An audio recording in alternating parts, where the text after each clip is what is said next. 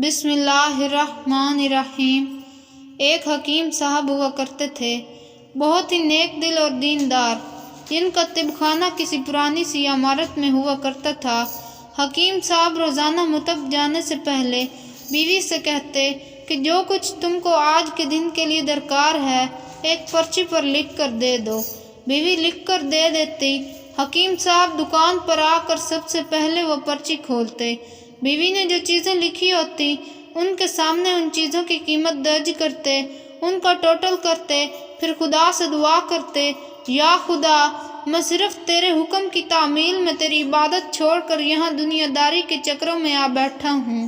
جو ہی تو میری آج کی مطلوبہ رقم کا بندوبست کر دے گا میں اسی وقت یہاں سے اٹھ جاؤں گا۔ اور پھر یہی ہوتا، کبھی صبح کے 9:30 بجے اور کبھی 10 بجے حکیم صاحب مریضوں سے فارغ ہو کر واپس اپنے گاؤں چلے جاتے۔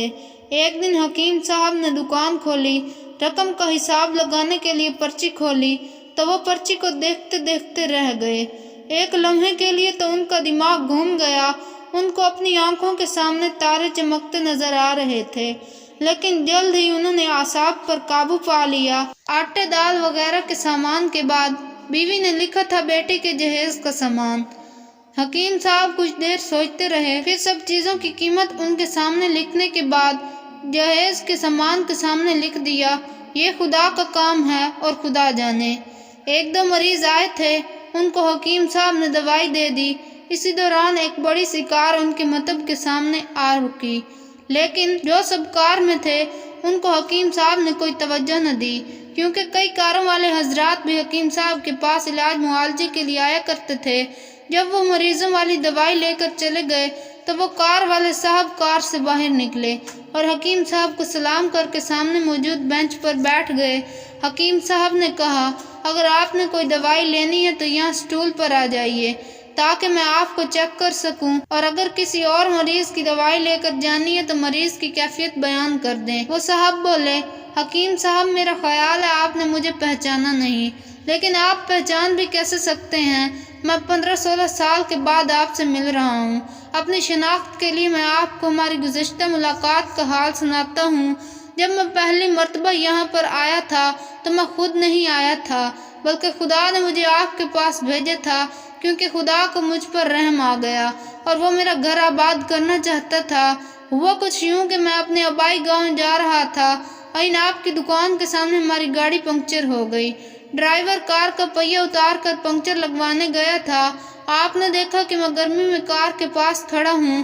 آپ میرے پاس آئے اور مطب کی طرف اشارہ کر کے کہا، اندر کرسی پر آ کر بیٹھ جائیے۔ اندھا کیا مانگتا دو آنکھیں۔ میں نے آپ کو شکریہ ادا کیا اور کرسی پر آ کر بیٹھ گیا۔ ڈرائیور نے کچھ زیادہ ہی دیر لگا دی۔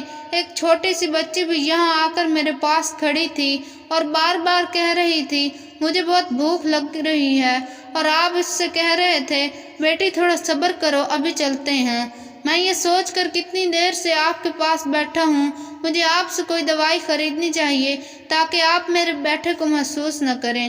میں نے کہا، حکیم صاحب، میں انگلینڈ میں ہوتا ہوں، وہاں گئے مجھے 5-6 سال ہو چکے ہیں، لیکن اولاد نہیں ہے۔ یہاں پر بہت علاج کروایا اور وہاں انگلینڈ میں بھی، لیکن اب صرف مایوسی ہے۔ آپ نے کہا، میرے بھائی، توبہ استغفار پڑھو، خدا را اپنے رب سے مایوس نہ ہو، یاد رکھو اس کے خزانے میں کسی چیز کی کمی نہیں۔ اولاد، مال و اسباب، غمی خوشی، زندگی اور موت سب اسی کے ہاتھ میں ہیں۔ کسی ڈاکٹر کے ہاتھ میں شفا نہیں ہوتی اور نہ کسی دوا میں شفا ہوتی ہے۔ اگر شفا ملتی ہے تو خدا کے حکم سے ملنی ہے، اولاد دینی ہے تو اسی نے دینی ہے۔ مجھے یاد ہے آپ ساتھ ساتھ باتیں کرتے جا رہے تھے اور ساتھ پوڑیاں بناتے جا رہے تھے۔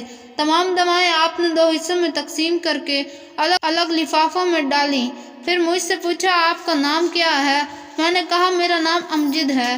آپ نے ایک لفافے پر امجد لکھا اور دوسرے لفافے پر بیگم امجد لکھا، اور دونوں لفافے تھیلی میں ڈال کر دوائی استعمال کرنے کا طریقہ سمجھایا۔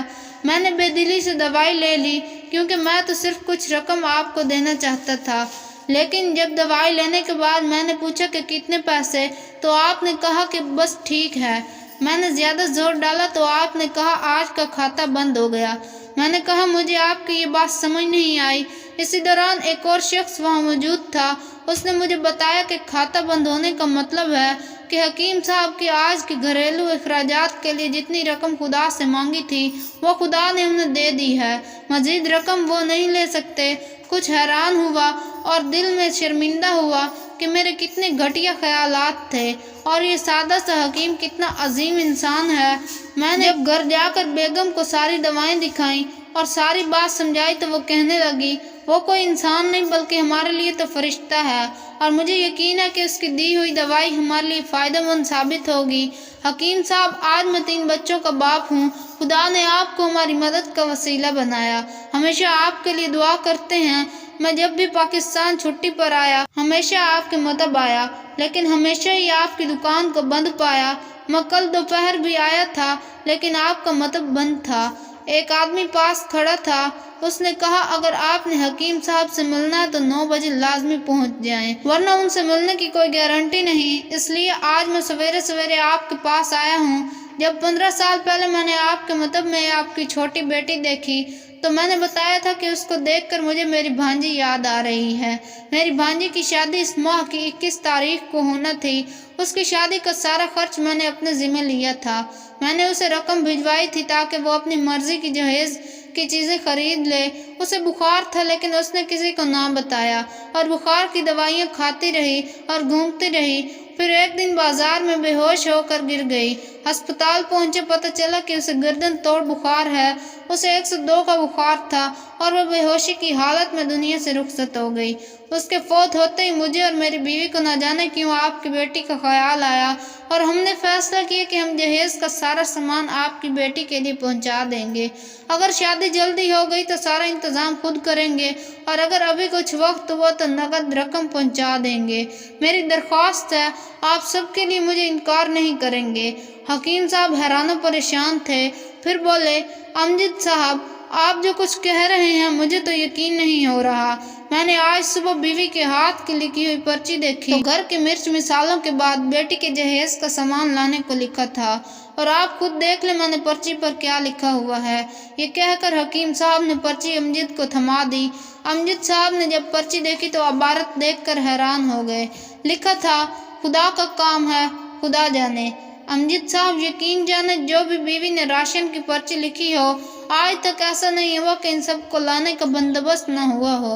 آپ کی بھانجی کی وفات کا مجھے بے حد افسوس ہے، لیکن میں اس پاک رب کی قدرت پر حیران ہوں جو کیا کیا معجزہ دکھاتا ہے۔ اس طرح حکیم صاحب کی بیٹی کے جہیز کا بندوبست ہوتا ہے اور بڑے اچھے طریقے سے ان کی شادی ہو جاتی ہے۔ محترم عزیز دوستوں، یہ کہانی تو یہاں ختم ہوتی ہے، لیکن اس میں ہمارے لیے بہت بڑا سبق موجود ہے۔